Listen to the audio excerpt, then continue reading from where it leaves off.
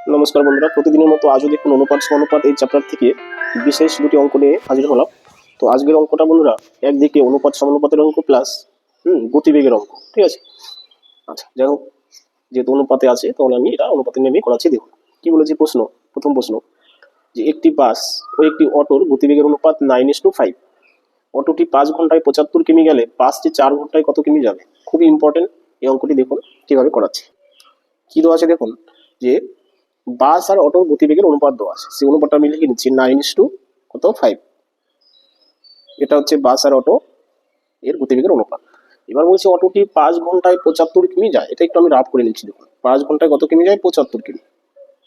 তাহলে 1 ঘন্টায় কত দূর যাবে বন্ধুরা, 5 দিয়ে কি ভাগ হবে, তাই না? 75 ভাগ 5 কত, 5 15 75, তাহলে 1 ঘন্টায় আসবে কত, 15 কিমি/ঘন্টা। অর্থাৎ এটা কার গতিবেগ, অটোটি 5 ঘন্টায় 75 কিমি যায়, অর্থাৎ অটোর ঘন্টায় গতিবেগ হচ্ছে 15 কিমি, ঠিক আছে।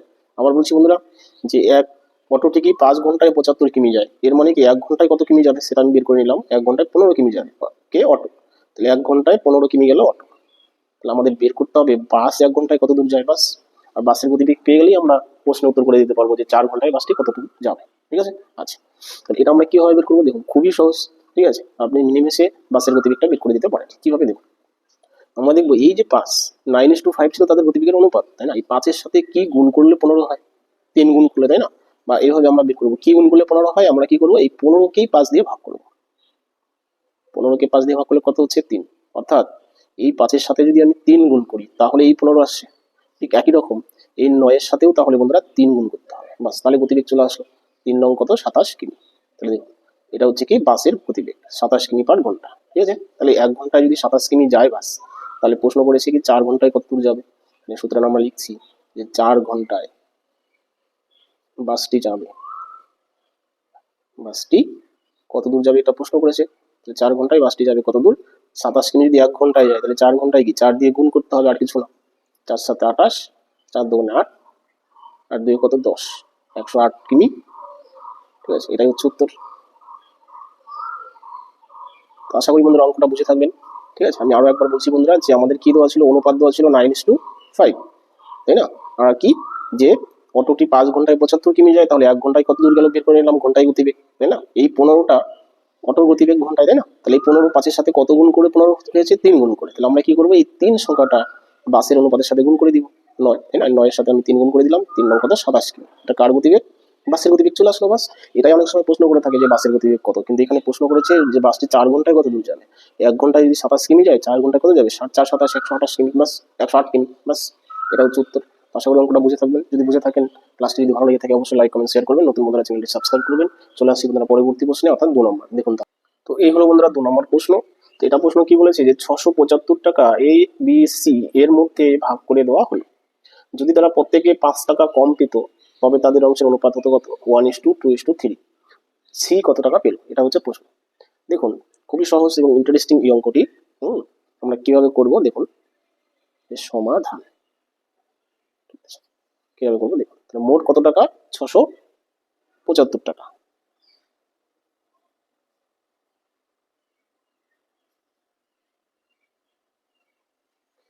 এই 675 টাকাটা তারা ভাগ করে নেবে, তাই না। কি অনুপাতে নেবে, যে প্রত্যেকে যদি 5 টাকা করে কম পেত, তাহলে তারা 1:2:3 অনুপাতে টাকা পেত।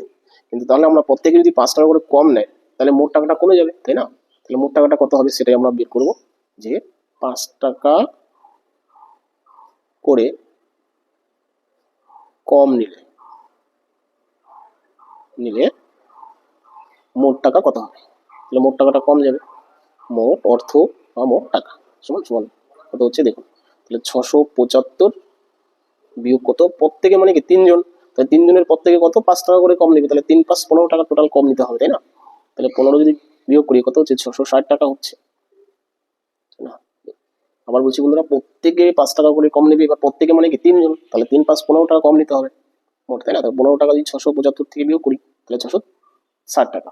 এই 660 টাকা তারা যে ভাগ করে নেবে, সেই অনুপাতটা হচ্ছে কি 1:2:3 এ বি সি এর মধ্যে। সেটা আমি একটু লিখে নিচ্ছি, 1:2:3, বাস এই অনুপাতে এই টাকাটা ভাগ করে তারা নেবে, ঠিক আছে। আচ্ছা দেখুন, তাহলে দেখুন কি সি পাবে কারণ সি দিয়ে প্রশ্ন করেছে, আমরা সবগুলো বের করবো না। তাহলে 660 টাকা এটা আমরা লিখে নিলাম ইন্টু বাই। এবার কি এই অনুপাতের যোগফল নিচে বলবে, অনুপাতের যোগফল বন্ধুরা 6, তাই না? আর হচ্ছে সি এর অংশ বের করছি, তাহলে সি এর অংশের অনুপাত কত? 3। এই 3 উপরে লিখছি, 3 দুগুণে 6, 2 অক্ষে 2, তাহলে 3 দুগুণে 6, 3 দুগুণে 6 আপনার 16। তাহলে কত আসলো? 330 টাকা। এটা পাবে সি। যদি 5 টাকা করে প্রত্যেকে কম নেয় তখন এটা সি পাবে।